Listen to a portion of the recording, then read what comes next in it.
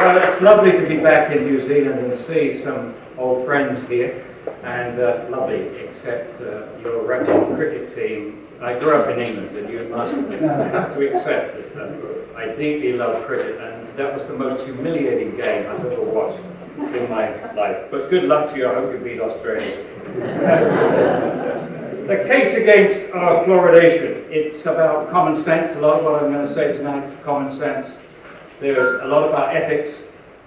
It's a lot about science.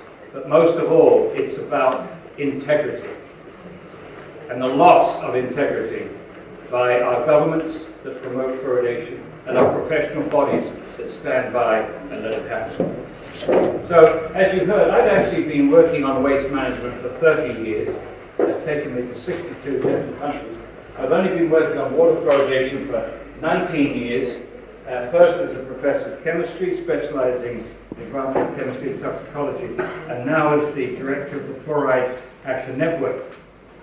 And essentially that culminated, the scientific part of my work culminated in the publication of this book, The Case Against Fluoride. The most important decision I made was to invite these two guys, Dr. James Beck, MD, PhD, a physicist, a retired professor of physics, and Spenny Micklem, got his doctorate from Oxford, a retired professor of biology. She had 3 retired professors, one of chemistry, one of physics, one of biology. And they co-authored this book, and that was a very important decision, because as you'll probably discover, I get very passionate about this. I get very angry and very emotional about that. And as I get emotional, you'll probably mistrust my science. So if you do, just go back to the book and recognize the 2 other authors. And every single argument that we make in this book is understated, not overstated, and backed up with 80 pages of references to the scientific literature. About 4 years ago, maybe 5, through the help of Mary Byrne, who's here tonight, here she is, we had a meeting with the Ministry of Health in Wellington. This is shortly after the book was published. I went through the whole book. We expected 2 or 3 people there. They had about 20. And I got to the end of my presentation on the book, and I said, look, we've done everything that you could expect. 3 professors, 3 scientists that are opposed to fluoridation. We've made all the arguments transparent, and we backed them up with the scientific literature. I said, now you, the Ministry of Health, you promote fluoridation. Please get somebody from your staff to go through our book and show us where we're wrong. And if you can't do that, then you should stop promoting fluoridation in New Zealand. Well, in 5 years, what have we heard from the Ministry of Health? To make nothing. Absolutely nothing.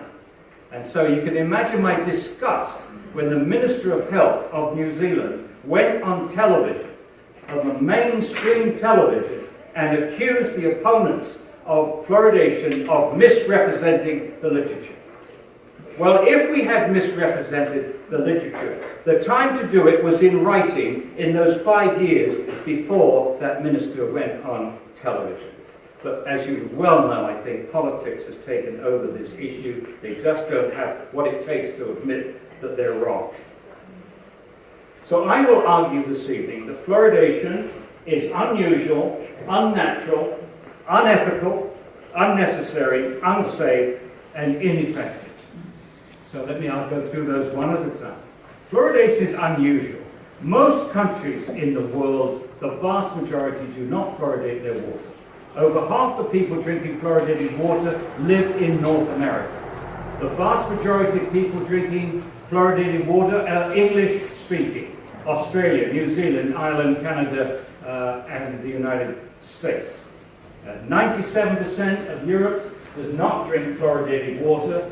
A minority, 4 countries, Austria, France, Germany, Switzerland, I've heard recently also Slovakia and the Czech Republic, a minority of those countries fluoridate their salt. But the majority of European countries neither fluoridate their water nor their salt. Fluoridation is unnatural. You'll often hear the proponents talking about fluoride is naturally in the water. And that word naturally implies that nature has something to do with it.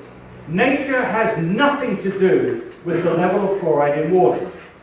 That is not nature, it's geology. It's which rocks the water has flown through. The rocks came before nature. Nature started with evolution, life evolved from the sea.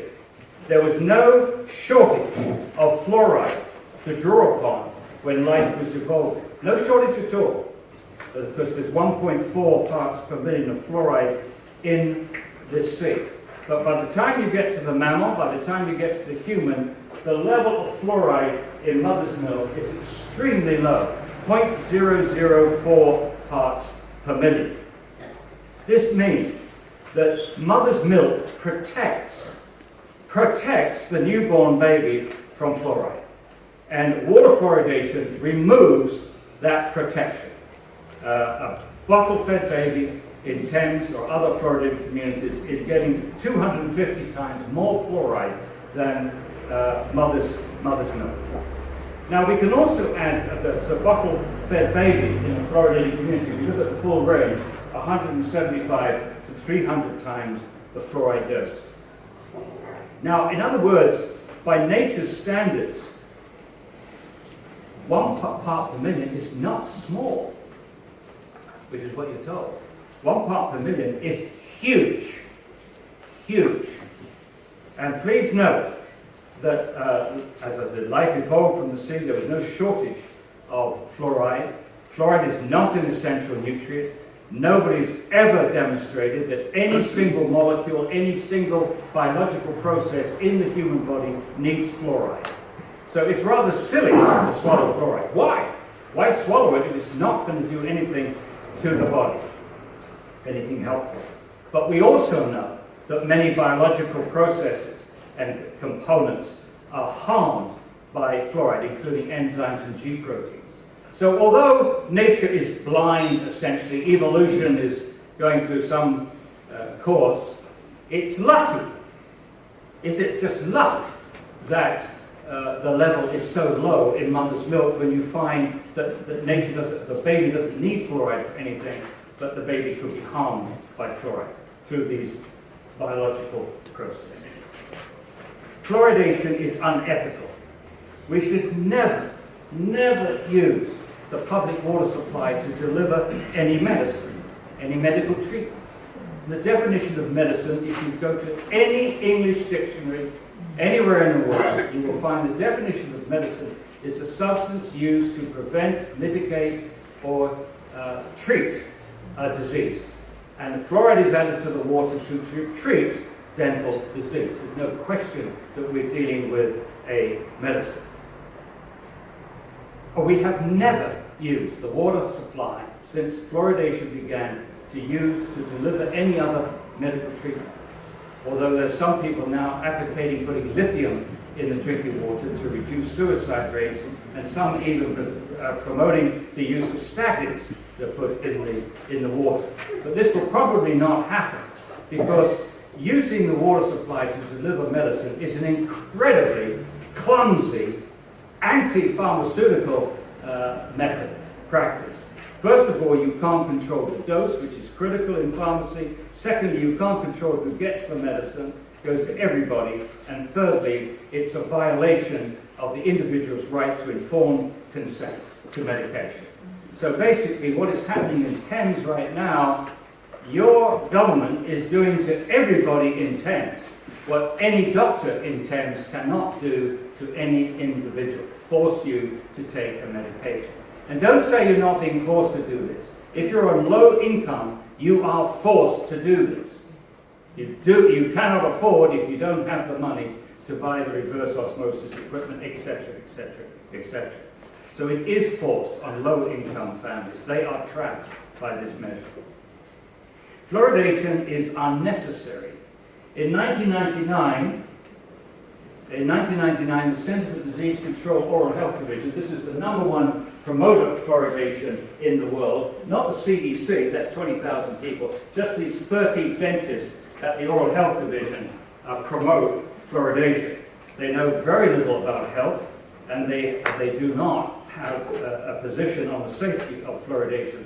They're not allowed, or at least they don't have the expertise to talk about safety. Never mind. But they conceded in 1999 that the predominant benefit of fluoridation is topical not systemic. It works on the outside of the tooth, not from inside the body in the main. So, fluoride prevents dental caries predominantly after eruption of the tooth into mouth, and its actions are primarily topical.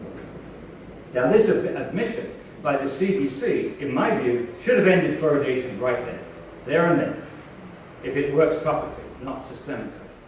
With fluoridated toothpaste universally available, if fluoride works primarily on the outside of the tooth, not from inside the body, why swallow it?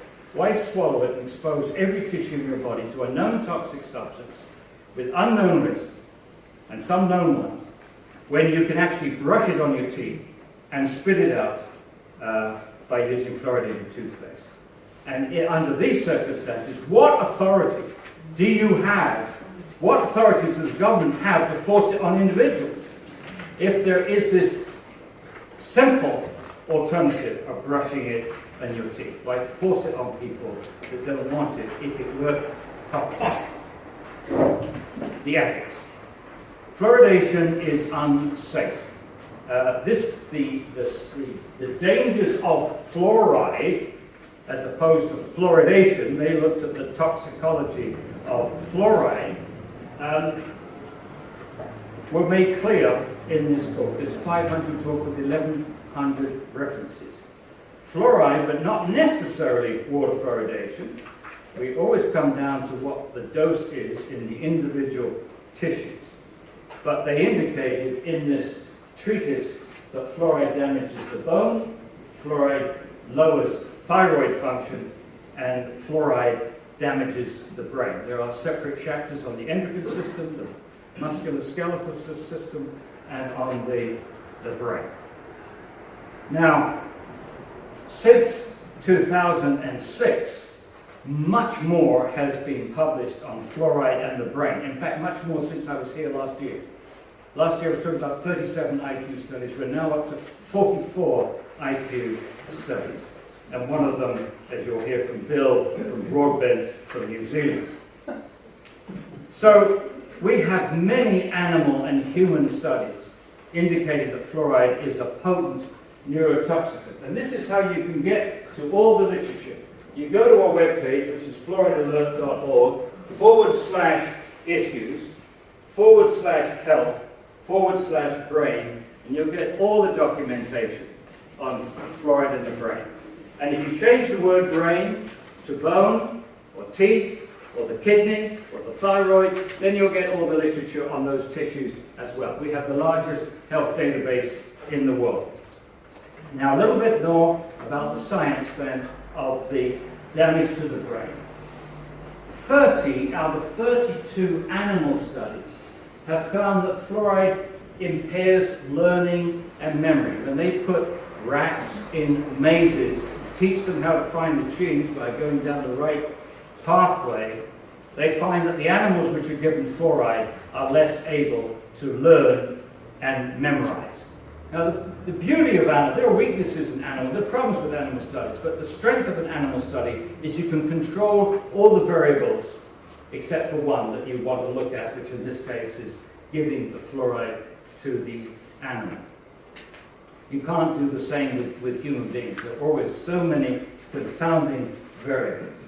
But as far as IQ studies, 44 out of 51 studies have found an association between fairly modest exposure to fluoride and lowered IQ.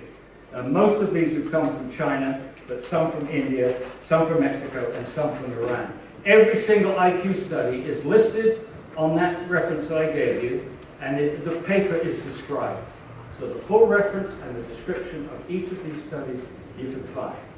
Now, this became big news around the world when a meta-analysis from Harvard University, co-authored by Philippe Grandjean, who's world famous for his work on mercury neurotoxicology. This meta-analysis looked at 27 of these IQ studies. It was published in 2012, and each of the study design was the same. They compared the IQ of children in a high fluoride village with a low fluoride village. And about 20 of these studies the fluoride source was water, and several of them were from coal burning.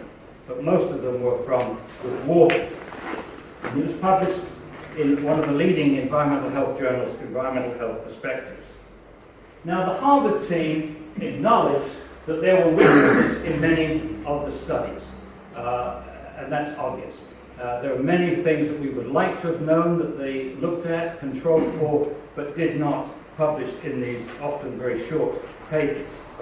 But what they also said was that the results were remarkably consistent.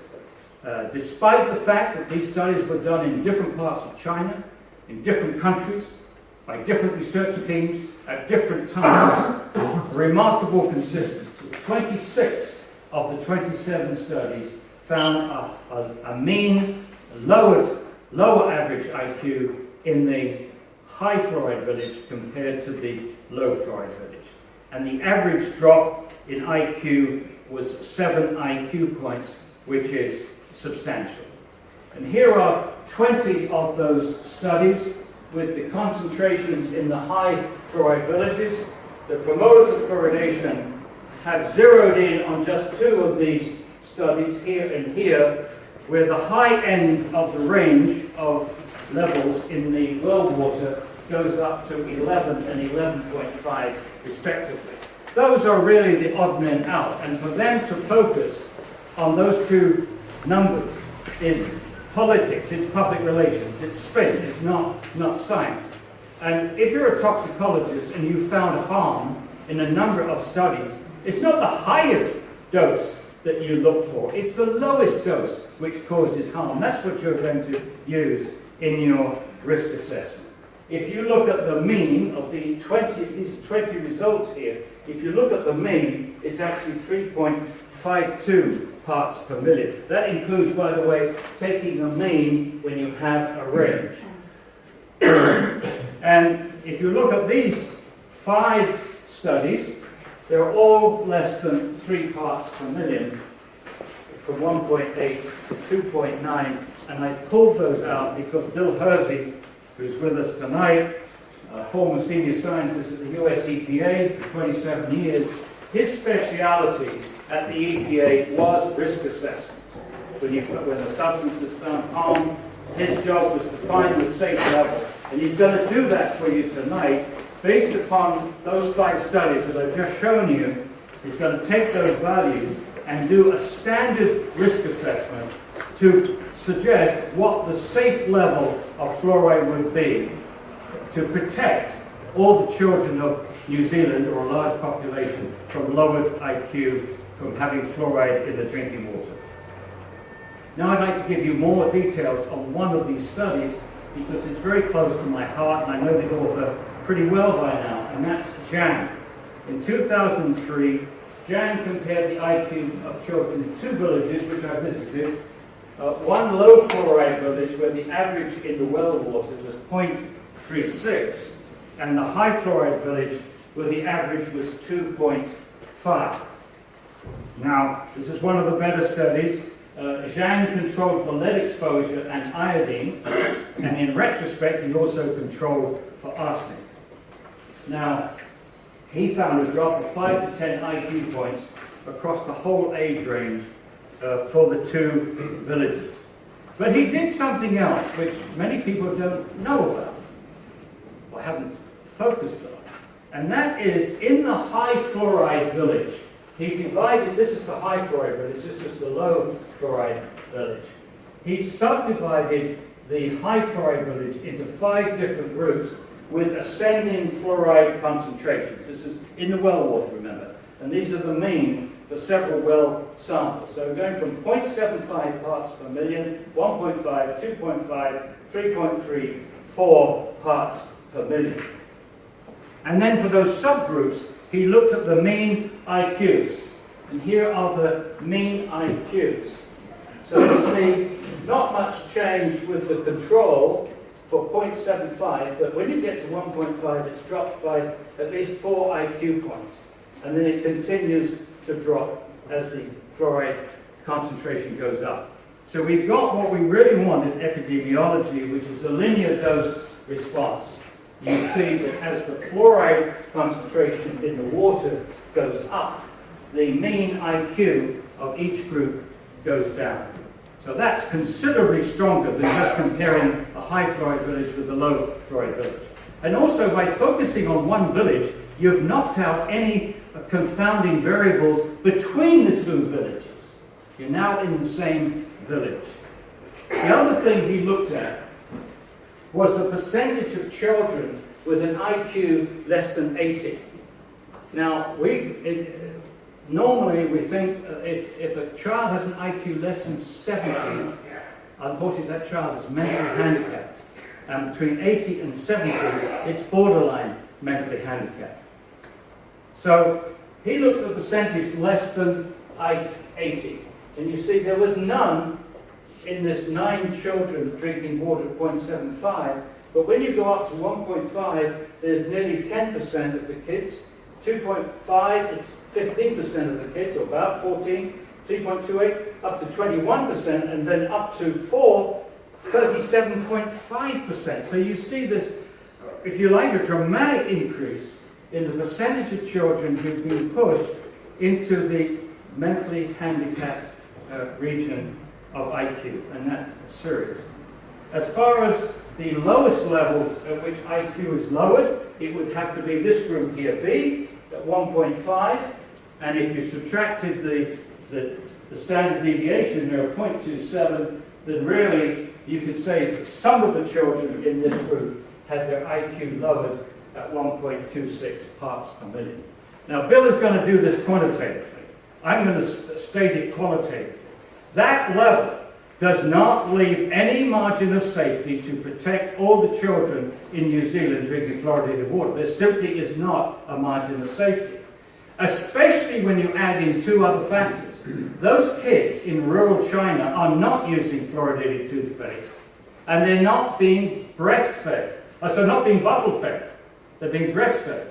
So if you like, most children in New Zealand are actually getting a higher dose of fluoride than those children in that particular subgroup.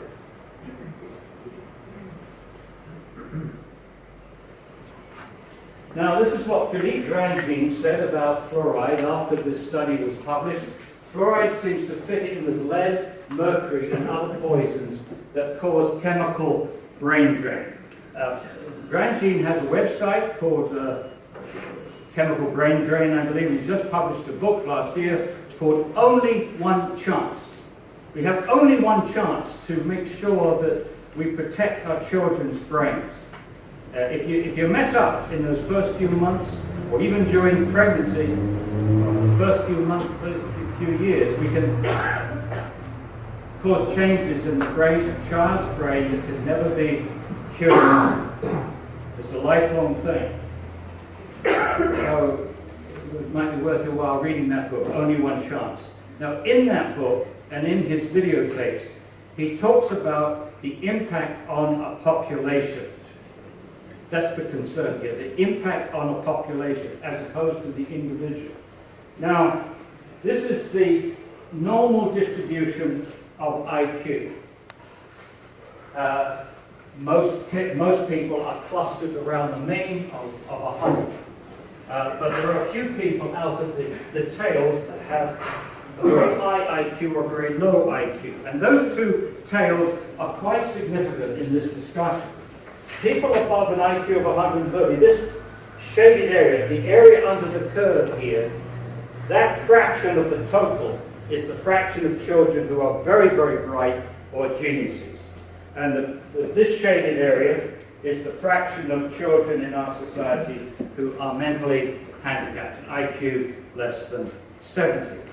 Now, if you shift the IQ curve over by 5 IQ points, 5, which we think we did when we had lead in gasoline, notice that you don't see much of a change with most of the people.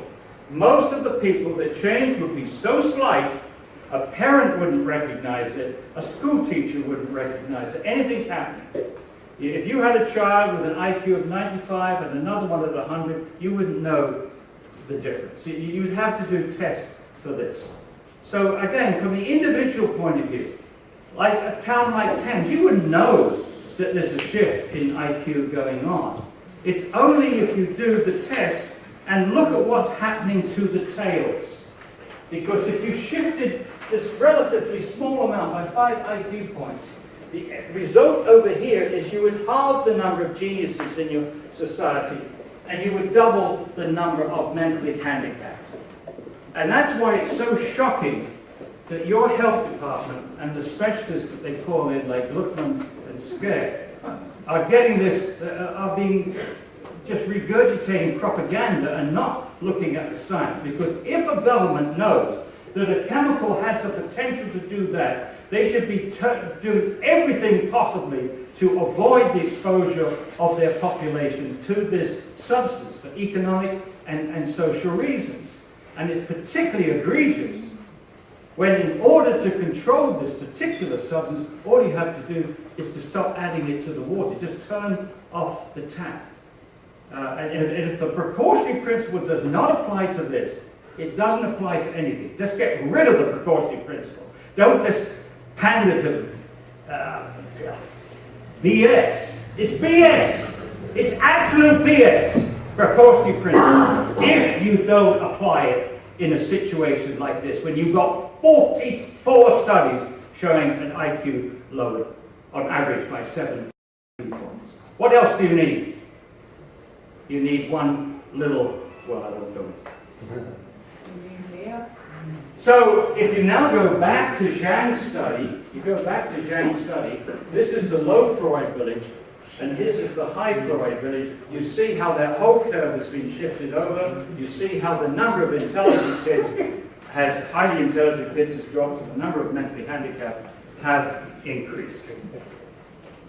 And I would add this, the very last children in New Zealand or any fluoridated community that need to have their IQ lowered are children from low-income families, because they've already got so many strikes against them. They have a poorer diet, poorer educational opportunities, poorer, their parents have less time to attend to all their needs and helping. The last children that you need to lower the IQ of are children from low-income families, and they are the ones precisely who are targeted for fluoridation because of tooth decay. So the last argument then is that fluoridation is ineffective. I mean, if you're going to take these kind of risks, and there are other ones which I haven't talked about, but if you're going to take these kind of risks, wouldn't you expect the evidence that fluoridation, swallowing fluoride, reduces tooth decay to a very significant amount, and the evidence was just ironclad solid? Well, look at it. First of all, after 70 years, there's been no randomized control trial. And a randomized control trial is the gold standard of epidemiology when you're testing drugs, when you're testing never been done before. They've had 70 years and they haven't done it. Then you've got the World Health Organization data. The World Health Organization tracks tooth decay in 12-year-olds, and when you look at different countries, you find that the tooth decay is coming down in these fluoridated countries, and if you just saw that, you think it was success for fluoridation, except when you look at the rate at which tooth decay is coming down in non-fluoridated countries, and if you put them all together, it's a wash. It's clearly not obvious that the fluoridated countries had better tooth decay than non-fluoridated countries. In fact, for 12-year-olds, it's a wash. Look at that grouping from 2000 on.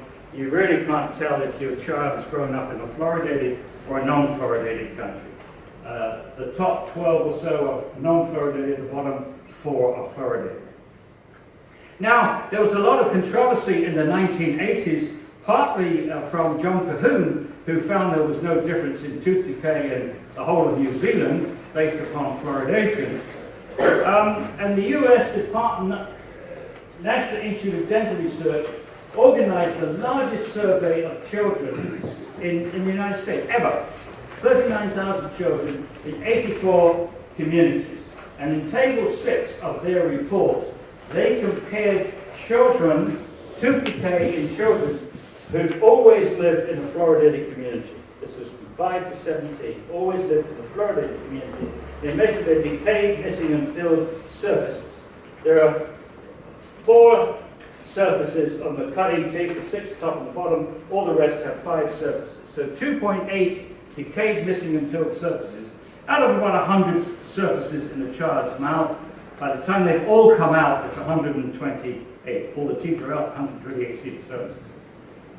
For a child who'd always lived in a non-fluoridated community, the average from 5 to 17 was 3.4. You subtract 2.8 from 3.4, and the absolute saving of living all your life in a fluoridated community as opposed to a non-fluoridated community is a saving of 0.6 of one tooth surface. And what makes this even more remarkable, this is their study, this study has been used to promote fluoridation, right? They didn't even show that this 0.6 of one tooth surface is statistically significant. And then if that was the largest study done in the United States, this is the most precise study done in the United States by Warren and workers. They actually measured for a whole bunch of children from birth. They estimated or measured how much fluoride in milligrams per day these kids were getting, and then looked at their tooth decay, and they found, as they state, these findings suggest that achieving a caries-free status may have relatively little to do with fluoride intake. That's the most precise study. No one else has looked at tooth decay in terms of how much fluoride the kid has swallowed. So summarizing, fluoridation is unusual. Most countries don't do it. It's unnatural. The level of fluoride in mother's milk is extremely low. It's unethical. You're violating the individual's right to informed consent. It's unnecessary. If it works at all, it works topically. You've got fluoridated toothpaste universally available.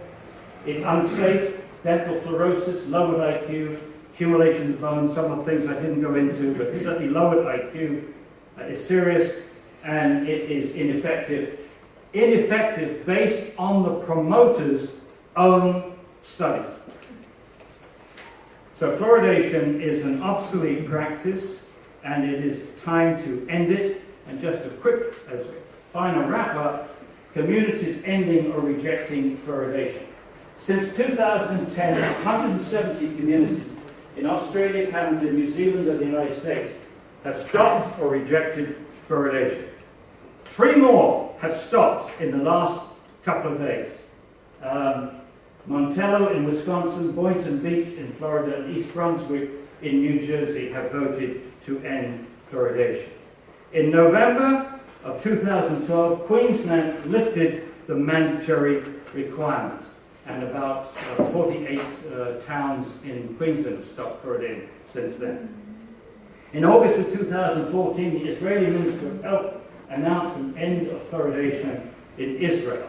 And the most exciting place right now is Ireland, where council after council are voting on a resolution to send to the federal government, stop mandatory fluoridation. Stop forcing us to fluoridate. And you can see the towns that have voted this: Dublin, Wexford, Cork, Galway, all over Ireland. I think now 50% of the Irish public are living in areas where the council has said no to fluoridation, or at least to mandatory fluoridation. And a few days ago, actually last week, the Arkansas House voted to remove the mandatory requirement for fluoridation in that state. So now the bill goes to the Senate and then eventually to the governor. Can I just have a couple more minutes? Just 2 more minutes, okay. One of the things which really teased me off is that civil servants in Australia, Canada, New Zealand, Ireland, the UK and US and other fluoridated countries are treating citizens to propaganda, not science. I don't think that's the role of civil servants. We pay them to give us objective information, not to spin the science on a particular issue. And I want to give you what I consider two shocking examples. This is Queensland. In Queensland, Queensland Health, in its promotion of mandatory fluoridation, I just told you it's been lifted, but in 2007, Queensland Health, those are civil servants, promoted mandatory fluoridation. And this is what they showed the public. This is what teeth look like when they're exposed to fluoridated water. And this is what teeth look like when they are not exposed to fluoridated water. And as you can imagine, this is what the teeth look like in France and Germany, Scandinavia, Belgium, Netherlands, and so on. This is utterly disgusting. This was part of a postcard that was sent to all the MPs before they voted for mandatory fluoridation. Now, what is this? This is baby bottle tooth decay. How do you know it's baby bottle tooth decay? Because notice that the bottom teeth are pretty good, untouched, but the top teeth are rotted practically to the gum. And why is that? That's because a baby has been sucking on sugared water, milk, fruit juice, even Coca-Cola, and the tongue protects the bottom teeth in that bottle. That's why it looks like that. So when you see good teeth on the bottom and horrible teeth on the top, that is baby bottle tooth decay, and they know, the promoters of fluoridation know that fluoridation cannot counteract that abuse and make those teeth anything but that. So that's Australia. Now go across to okay, finish this. Last line, thank you. Notice, here's this woman. She is the medical officer of health. Wouldn't you trust her? She's holding up this, doing the same thing. This is baby bottle tooth decay. This is what's going to happen to your kids if you stop fluoridation. This is what's going to happen to your kids if you don't stop fluoridation. I say to you, if whatever else, we've got to stop civil servants behaving like rank propagandists and at least tell the people the truth. Then perhaps we can end this nonsense. Thank you very much.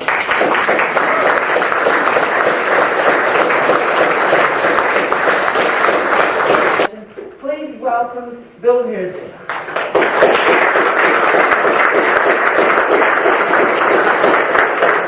I must say that the reason I'm here now is because the Union of Civil Servants at the U.S. Environmental Protection Agency stood up on their hind legs when management proposed a drinking water standard for fluoride that was simply fraudulent. It was based on a complete ignorance of science regarding cancer, regarding mutagenicity, regarding other kinds of adverse effects. And the union simply said, this is not right. We joined a lawsuit against the agency when they proposed this drinking water standard that was filed by the Natural Resources Defense Council, and it eventually got thrown out of court. And because of that, the union voted then to help citizens in the United States, and now we're doing the same outside of the United States, who are trying to protect their health by stopping this practice of mandatory fluoridation. This is my credentials in brief. My doctorate's from the University of Missouri. I worked in industry for 19 years as a research and environmental scientist, and then moved to EPA. Actually, I was booted out of the environmental office at the place where I worked because I got arrested at a nuclear power plant site. I told my boss I was going to do that. And he said, "Jesus, Bill, you know what it'll do to your career." And 9 months later, I was a senior scientist at EPA, and I worked there for 27 years, and was president of the union for a number of years. I also taught chemistry while I was in Missouri and also in Washington, D.C. What this presentation is going to be is an outline of the process that the U.S. government uses to determine the safe level of a contaminant in drinking water under the statute that we operate under. The Safe Drinking Water Act will apply one EPA process, as Paul has outlined it, to the data that showed an adverse effect occurring on children's IQ at 3 parts per million or less. We also, and this is excerpted from the paper that we have that Paul and I and 3 other authors, Professor Chang from China, David Kennedy, and Bruce Spittle from New Zealand, have right now under review in a peer-reviewed journal. We did 2 methods in that paper, but we're going to do 1 method here tonight. And we're going to show the implications of the result. In addition to that, I'm also going to address the publication that Broadbent and his co-workers published recently on the large cohort study in New Zealand. The basic risk assessment process for any given toxicity study, whether it's an animal study or an epidemiology study, generally the approach is you find the lowest level that causes the effect. Then, knowing what that lowest level is that causes the effect. You'll have an effect at a high level, if the level goes down, you still have the adverse effect. Finally, you get to a place where you've got the lowest dose that's still causing the adverse effect, and now your data ends, and what you want to do, the first thing you want to do after you've got that lowest dose that causes a problem, you want to find the dose that doesn't cause the problem. And that's what you do. Once you've got that dose that doesn't cause the effect, then you apply uncertainty or safety factors, if you will, to that second step to establish a level that should protect everybody. So this is the lowest level that causes the effect, then you go down to a level that doesn't cause the effect, and then you apply some safety factors to establish what would really be a safe level for everybody. So we got to do some definitions along the way for this thing. One of the definitions is the reference dose. It's a bit of jargon, but that's the safe dose that will protect everybody for a lifetime. Now, what might protect me for a lifetime, or my child for a lifetime, might not protect you or your child, and that's why we use these uncertainty factors, because we've got to protect everybody with the reference dose. And another piece of jargon that we need to explain, parts per million is the same thing as milligrams per liter. Those 2 terms will be used interchangeably, so don't be confused by that. The definition of health-based drinking water standard is we call the maximum contaminant level goal. In the U.S., that is a non-enforceable but health-based standard. That's the level that in drinking water expressed in milligrams per liter, or if you will, parts per million, that will protect everybody against any known or anticipated adverse effect on health with an adequate margin of safety. And based on that definition that I mentioned before, the reference dose, the maximum contaminant level goal then can't allow any more than the reference dose to be delivered. A few more definitions. This is this lowest, LOAEL is the lowest observed adverse effect level, and I described what that meant before. That's the lowest dose in any study that results in an adverse effect. And then what you're shooting for is to find out where is that no observed adverse effect level, that is the dose below which you don't see an adverse effect. And to that you have to apply the safety factors once you've got that. And these are the things that you apply to that level below which no problem happens in a particular study. It's uncertainty factors, and the EPA uses factors ranging from 1 to 10 to account for uncertainty in estimating that safe dose, the reference dose. One of those kinds of uncertainty factors is used to convert the lowest observed adverse effect level to a no observed adverse effect level. For instance, if you see an adverse effect level at 1 milligram per liter, and that's the lowest level that causes the effect, you divide that by 10 to 0.1 milligram per liter, and that would be then your no observed adverse. You assume that will be a no observed adverse effect level.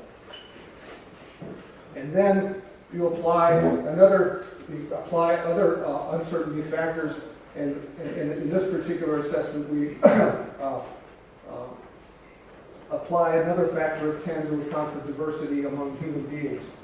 Different genetic backgrounds, different lifestyles, different diets, and so forth and so on.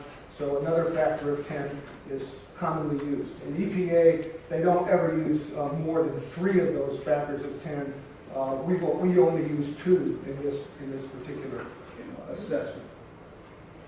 The basis for our assessment was that we assumed that there may be a safe level or an RFD for fluoride, that you could actually get to some level that would protect everybody from the adverse effect of lowered IQ in children. So the first thing we did was to estimate the lowest observed adverse effect level based on that 3 parts per million, a number of studies that showed adverse effect at 3 parts per million in the studies that Paul referred to. Is your wife? Not me, this is very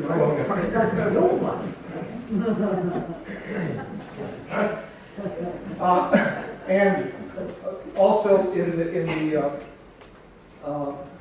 work that Professor Shang did in China, Paul described his control for arsenic and for lead and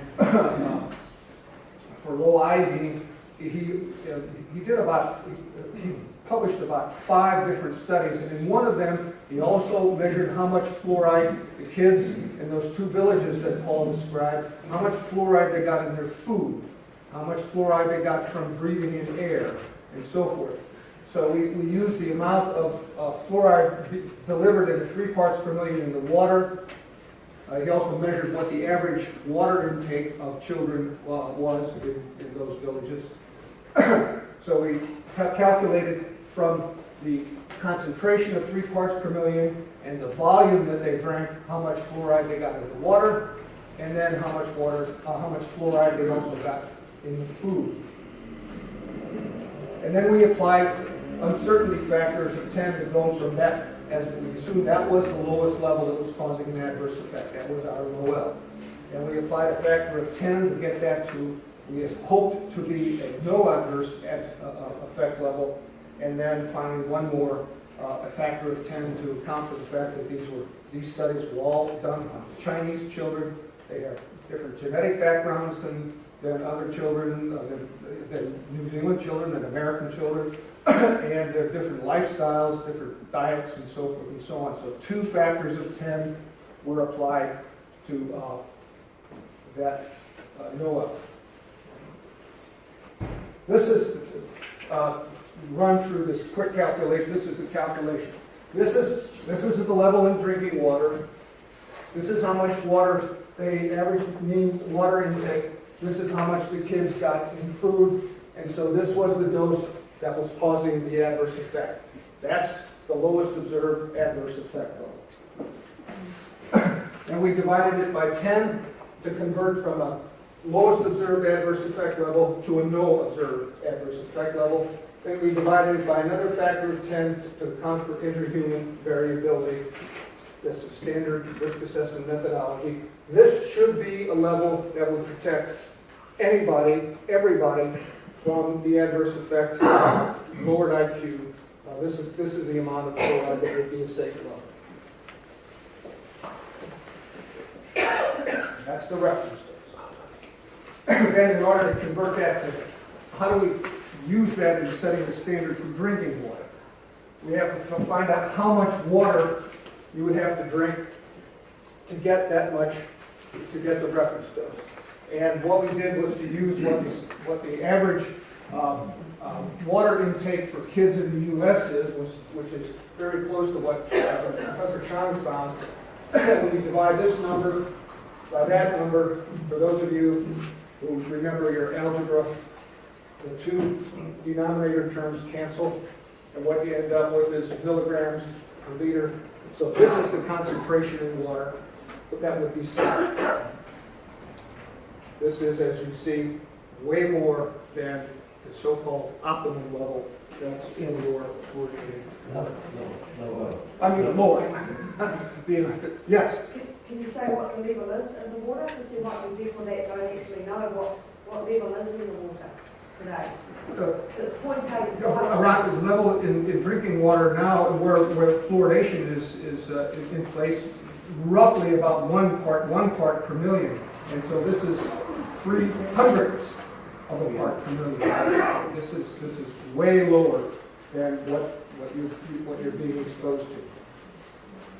Now, this is a summary of this this is taken from our paper. This was the other method that we use, the so-called benchmark dose method. But this is the method that was based on 3 parts per million in the drinking water. This was our lowest observed adverse effect level. I got the decimal point in the wrong place. It should be right there. But that is the reference dose that I showed you before, 0.03 milligrams per day, and then converted into a water concentration is 0.034 milligrams per liter. But this maximum contaminant level goal does not take into account other non-water fluoride exposures that we have in the U.S. As Paul pointed out, for instance, those kids in China weren't using fluoridated toothpaste. They were breastfed for, undoubtedly, and U.S. kids are not being breastfed. U.S. kids are probably getting more in food. And in fact, this table is from an Environmental Protection Agency document called Dose Response for Non-Cancer Effects of Fluoride Toxicity. And what you can see from this is for kids from 6 months to a year, and this is for kids over 14 years of age. And as you can see, the total delivery here is anywhere from about 1.2 to almost 3 milligrams per day. That's about from 27 to 65 times more than the reference dose. In other words, in the U.S. and then probably in your communities where you're getting water with the same amount of fluoride as fluoridated communities in the U.S., the kids are getting 27 to 65 times more than the safe dose. What does that mean? This is a summary of what I just said. The total exposure are 27 to 65 times higher than the safe dose, and that means for the risk for IQ loss among kids in the U.S. and Australia and New Zealand, all of whom have about the same daily intakes, is very high. It's a very high risk. What are the economic implications?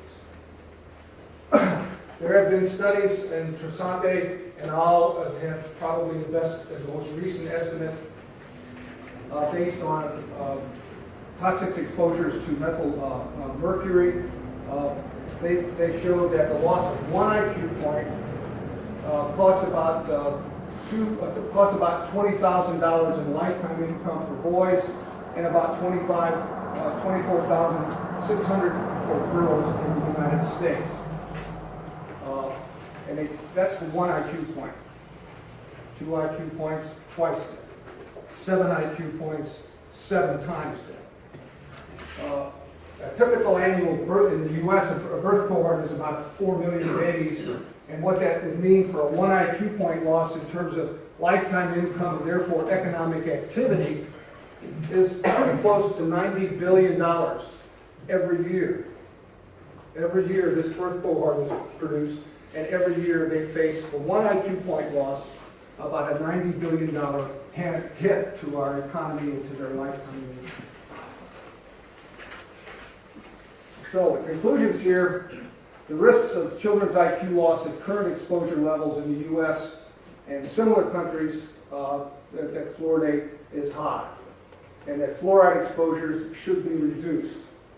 And that addition to fluoride to drinking water and using fluoride supplements should cease, and the economic consequences for U.S. children and probably for your children as well are substantial. And this is also a little something, Paul talked to the ineffectiveness of water fluoridation. This is a graph based on U.S. government data. This is a survey of children's health that plots the number of children that have good report, perhaps as reported by parents, good teeth. What is across the bottom of this graph are the individual states in the U.S. There are 50 states plus the District of Columbia where I live. which is not a state. And by the way, we have no voice in our Congress. They overturned our gun control law. We voted to legalize marijuana. The Republicans are about to overturn that law. We fought our revolution against the British. The motto of no taxation without representation. We pay full taxes and we have no representation. That's another battle. So this line here indicates the percentage in each state of the population that's receiving fluoridated water, that receive the optimum amount of fluoride. One state is very low, that doesn't have any fluoridation. I think that's Wyoming.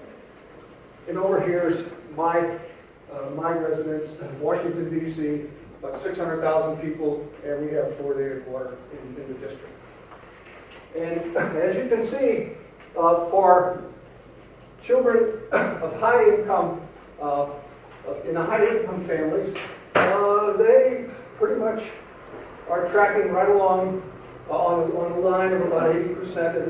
It's not a function of the amount of fluoridation.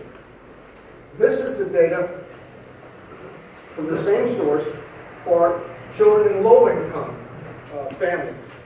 And once again, you see that it's not related to the amount of fluoride in drinking water. It's simply a low degree of dental health. And it's an economic issue, and it's not about fluoride in drinking water. It's about is your family well off or is it not? All right, so now this is the analysis of the broadband analysis study. There were two publications involved in this study. One was published in the American Journal of Public Health and claimed that community water fluoridation did not have any adverse effect on IQ. The problem was, there are several problems with it. Number one, the study did not control for differences in water quality, even though the data were available, and it didn't control for co-exposures to neurotoxicants like lead, arsenic, or low iodine, which Professor Chang's work in China did. And the most significant problem with that study is there's no low-dose control group. If you're going to compare the impact of fluoride concentrations on IQ, you've got to have a high exposure and a low exposure. You can't just have one exposure level. You can't generate any useful data that way. So I'll reproduce the table from his study here in just a second. But basically, first of all, he classified his exposure groups by whether or not kids lived in an area that received the so-called optimum level of fluoride or not. And in this case, it was 0.85 milligrams per liter. Or if they resided in places where the fluoride level was much lower than that, between 0 and 0.3. That was one classification, fluoridated or not fluoridated. Another classification was, did they take supplements or not take supplements? And the third was, did they use fluoridated toothpaste sometimes, often, or never? Oops. And here's the table from his study. And as you can see, if you look at this is at age 5, kids who lived in a water fluoridated area or never in a water fluoridated area, it's a wash. You can't see any difference there. And it says, water fluoridation, no problem. Fluoridated toothpaste, again, we use here, it's a wash, whether they always used it or never used it. And finally, fluoride tablets, yes, they did it, and no, if they didn't. The problem is that there are 139 kids who took supplements.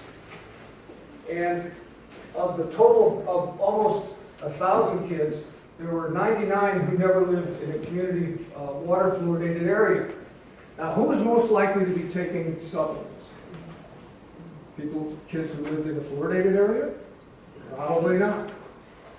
And if kids were getting supplements in this non-fluoridated area, there's going to be no difference in the amount of fluoride that they got. And that's what I did, was to go to the second publication that came out in the fluoridation newsletter. There's relatively little data in there, but I used the information that was available and estimated then the amount of fluoride intake in milligrams per day for kids who live in a fluoridated area, and it came out to be this much, and in a non-fluoridated area, it came out to be that much. Difference is only about 0.2 milligrams per day, which is not enough to show a difference. To show you why that is, the difference between these two, which was characterized in that second publication by Broadbent as high versus low, is only 0.2 of a milligram per day. But the studies that were cited in the Choi study that Paul mentioned in 2012, the range was from 0.5 milligrams per liter up to 3.6. So 3 milligrams per day, we're talking about the difference in the studies of Choi that showed 7 IQ points difference. 7 IQ points difference with a range of, with a difference of about 3 milligrams. We're talking only about 1/10, less than 1/10 of that difference in the Broadbent study.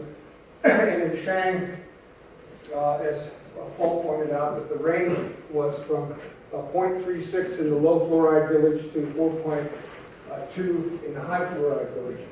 So you see, when you have a wide range of high to low, you can pick up a difference if there's going to be a difference. That's what you need. But in the Broadbent case, the difference is only 0.2 of a milligram per day. Just not enough. The other method that we used in our risk assessment paper was a so-called benchmark dose method, and it showed a threshold loss of 1 IQ point attributed to a daily dose of around 0.27 milligrams per day. But that's a very very small difference to pick up. The benchmark dose method picked it up because it's a computer-generated fit to that dose response curve that Paul showed. And I could show you the graph, but I don't think we want to get into the gory details of the computer-generated system. The implications, again, in terms of controls, Broadbent was criticized by FAN for the things that I just mentioned, but including lack of controls. But this is what the quote from his second publication in the newsletter. We controlled for a similar set of confounders to those used by Meyer et al. In 2012 in their study of cannabis exposure and IQ.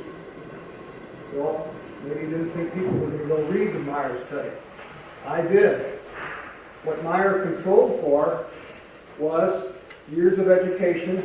Well, 5-year-olds are not going to have a whole lot of years of education. Cannabis use in the past 24 hours.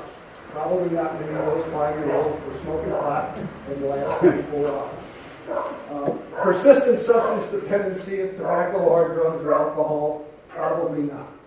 And age of onset or cessation of cannabis use or diagnosis of schizophrenia. But those were the controls that Meyer used and what Broadbent said he used. So I rest my case.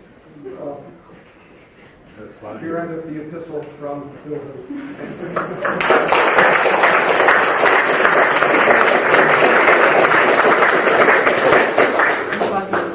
Please welcome Jane Beck.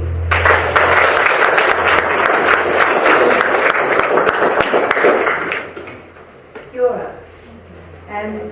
Mine's going to be a bit shorter than the others, so we'll be pleased about that. So today I'm asking the question, is water fluoridation a good public health practice? Does it really serve the greater good?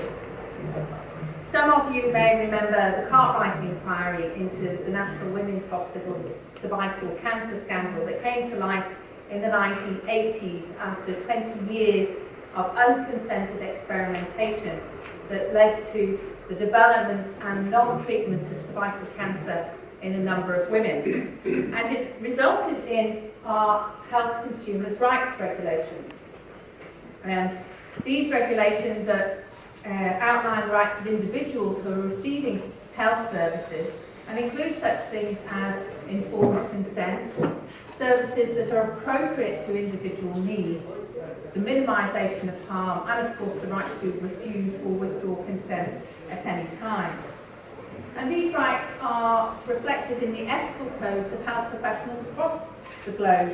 And it goes all the way back to Hippocrates, the idea to first do no harm. Now when it comes to public health, they're not so much concerned with individuals, but with the health of populations. So some health interventions do involve a choice of rights, often between the right to choose or a personal freedom versus the public good or the greater good.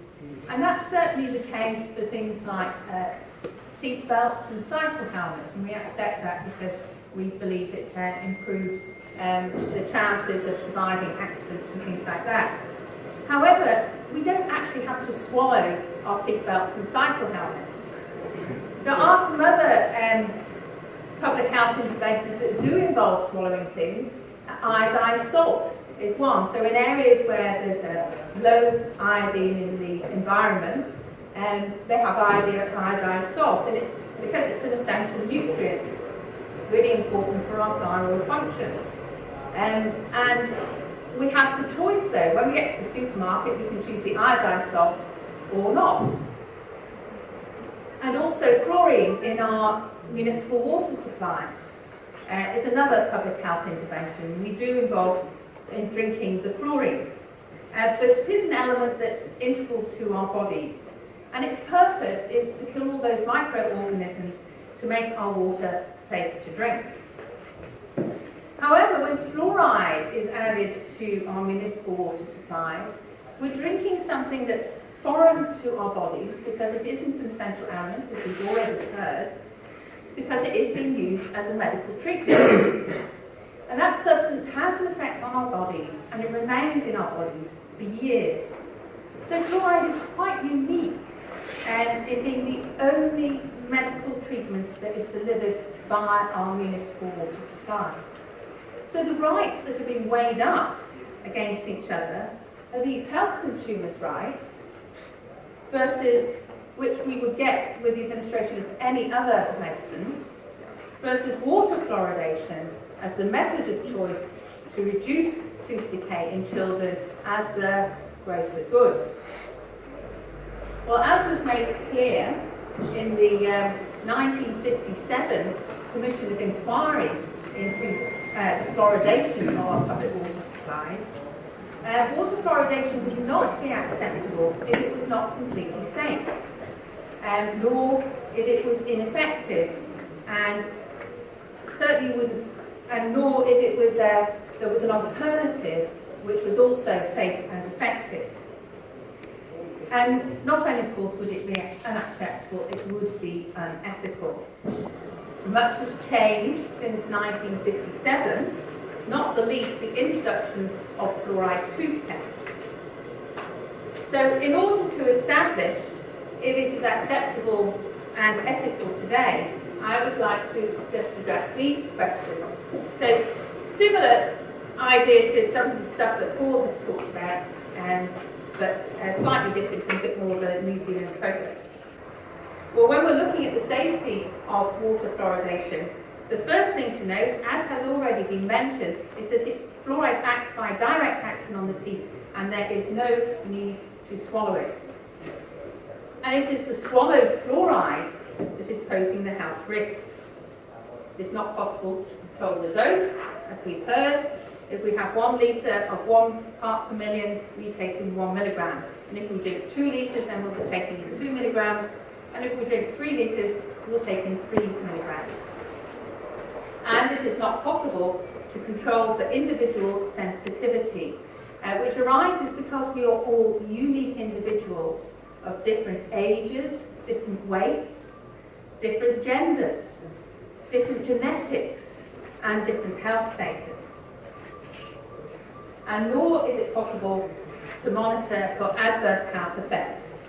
And there have been many adverse health effects which have been associated with water fluoridation because of that ingestion of fluoride. And we've heard about some of them already, and I'm going to talk about fluoride as an endocrine disruptor, but we are really just skimming the surface of the things that have been associated with water fluoridation. So the US National Research Council that Paul alluded to earlier concluded that fluoride is an endocrine disruptor. And as Paul indicated, that review was quite substantial, including conducted by 51 scientists, 2 professors, focusing just on the harmful effects, with the report being over 500 pages long with over 1,000 references. So having concluded that this is an endocrine disruptor, the question is, what is an endocrine disruptor? Well, the endocrine system is our hormonal system. It's a chemical communication network that regulates and influences almost all basic functions of life. Development, growth, metabolism and reproduction. And it does this through this system of glands, as we can see here. So we've got the pineal gland and the pituitary up here in the brain, we've got the thyroid here in the throat, there's our liver, adrenals, kidneys, this is the pancreas here. We've got some ovaries, and in this particular hermaphrodite model, we've also got a set of testicles. Yes, indeed. And so, for example, the pancreas here secretes 2 hormones, insulin and glucagon, and together they regulate the level of sugar in our blood. And when this goes awry, we develop diabetes. So the endocrine system is what is keeping our bodies functioning normally. And an endocrine disruptor is a foreign element that disrupts the normal function of this intricate system. And that is what the NRC review found that fluoride does. And it does this even at the low doses that we might be expected to be getting through drinking fluoridated water. So if we're looking at the thyroid, what the review found was that the fluoride exposure was associated with thyroid goiter, that's enlargement of the thyroid, and altered thyroid function suggestive of an underactive thyroid. And these, the effect of the fluoride is increased with iodine deficiency. Now, iodine deficiency is well known here in New Zealand. 79% of people were found to be iodine deficient in a paper published by the Ministry of Health in 2010. And it's because we don't have much iodine in our soils and our waters, and therefore it's not in our foods. Now, when I spoke in Sydney just on Saturday, I was saying that due to lack of research, we didn't really know what the impact of this was on thyroid in our community, in the population. But today, this very day, new research has been published, which is really quite exciting, by Peckham et al. And they have found that the high prevalence of underactive thyroid was found to be at least 30% more likely in practices, that's general practices, doctors' practices, located in areas with fluoride levels in excess of 0.3 milligrams per litre or 0.3 parts per million. So that is a third of the level of concentration that we have it in the water here in Thames. So and we know that we've got a lot of underactive thyroid here in Thames, as well as thyroid goiter, which apparently has been on the increase recently. And there is also Oh, sorry, that's Peck and paper. I have some copies if there are any of you who are scientific enough to wish to read it later, and I can give you those. So there's also a condition called subclinical hypothyroid, which is a low-grade underactive thyroid, often with no overt symptoms. So the question is, could fluoride also be contributing to this somewhat hidden condition that has been associated with raised cholesterol, increased incidence of depression, and in children born to mothers with reduced IQ? And in relation to the pancreatic function, the report found that fluoride was associated with raised sugar in the blood and inability to clear that sugar from the blood, which is effectively type 2 diabetes. Now, this was a disease that we used to see only in middle-aged people, but it's now been seen even in children. And Maori and the Pacific are particularly vulnerable to diabetes. So fluoride ingestion from fluoridated water could potentially be worsening these conditions, such as underactive thyroid and diabetes, or it could be contributing to the development, especially if fluoride exposure is combined with nutrient deficiency or with excessive sugar consumption. So even with just considering endocrine disruption in the thyroid and the pancreas, we really can't consider fluoridation to be safe. And we've already heard from both Paul and Bill that from an IQ point of view, it can't be considered to be safe. So is water fluoridation an effective public health measure for reducing tooth decay in children and reducing health inequalities? Is it helping those that are most at risk of tooth decay?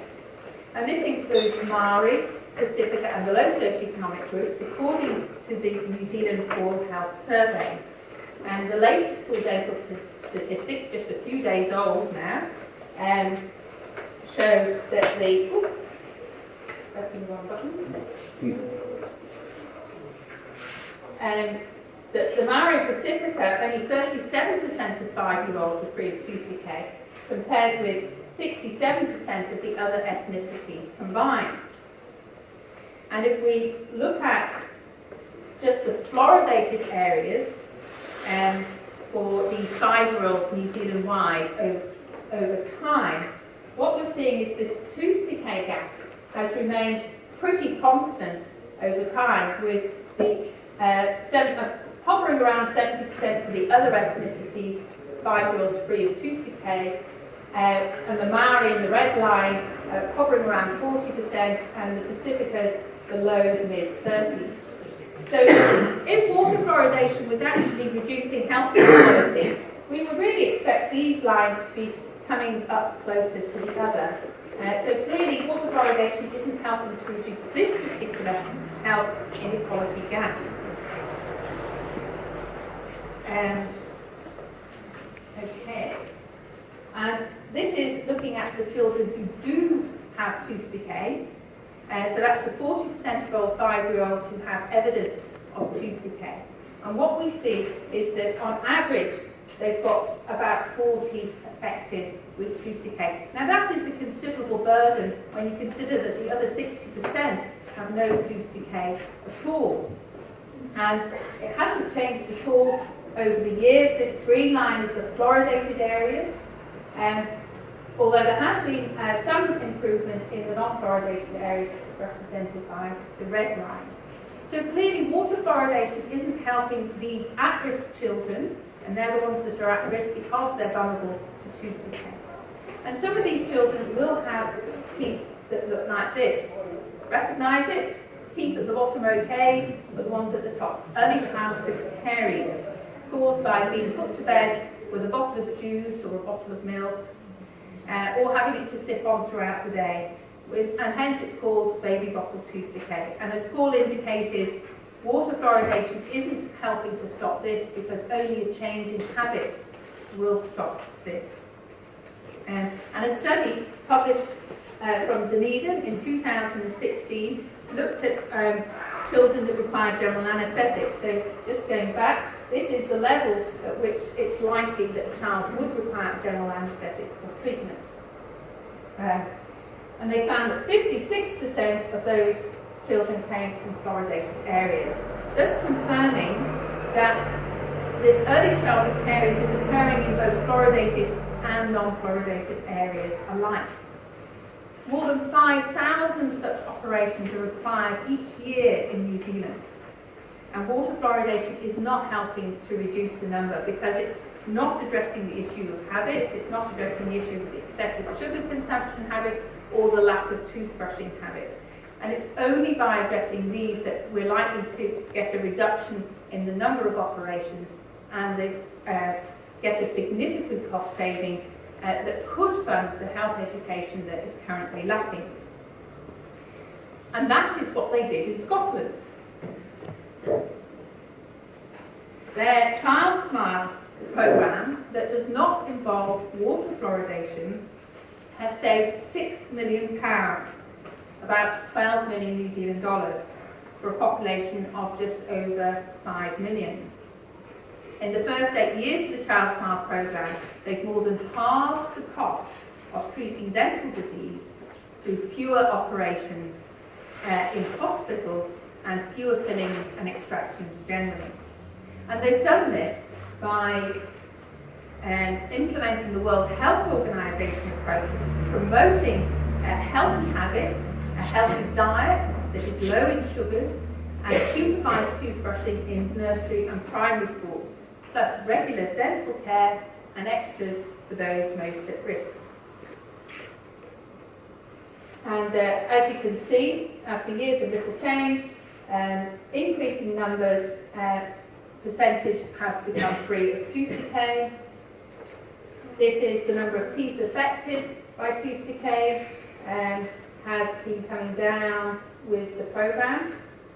And these are the children who have tooth decay, the average one, a bit like the chart I showed. So a small improvement here, but it is steady and it's coming down. So this one shows that there has been some reduction in health inequality as well. The Waikato, they have been using a similar programme, though it is less rigorous and less comprehensive. They did a handful of school-based toothbrushing, but they haven't really maintained it. But what they had, the other program did, was free fortified milk with vitamin D and calcium. Now, they are essential for healthy teeth. Vitamin D deficiency is well known here, particularly in the winter months and particularly in children with darker skin. And vitamin D supplementation has been shown to reduce tooth decay. So the Waikato has seen some positive results.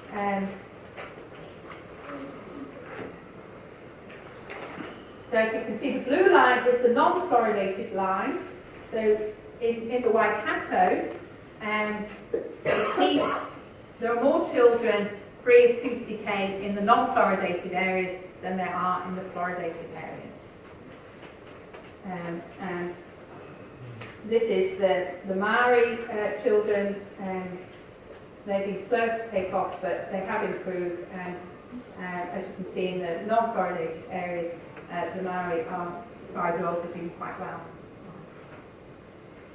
So, we all want our children to have good teeth, and we want them to be fit and healthy. The message that is being sent out by the Ministry of Health and the district health boards is that water fluoridation is delivering the goods without any requirement to change your habits. But this is not so.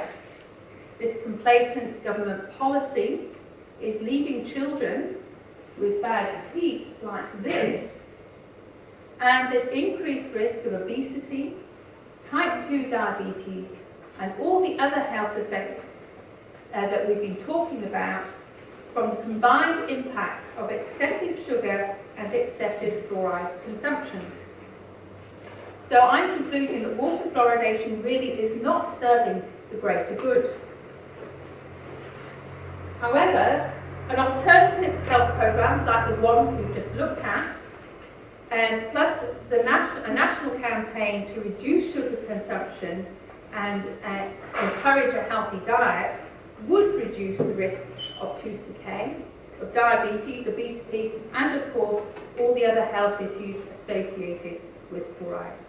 Such education-based public health programmes are safe, effective, and cost-effective. So fluoridation really is passé now, it's out of date. Worldwide, the enlightened governments are recognising the risks of fluoridation and the benefits of education. And worldwide, the trend is to educate. So I say, educate, don't fluoridate. Thank you.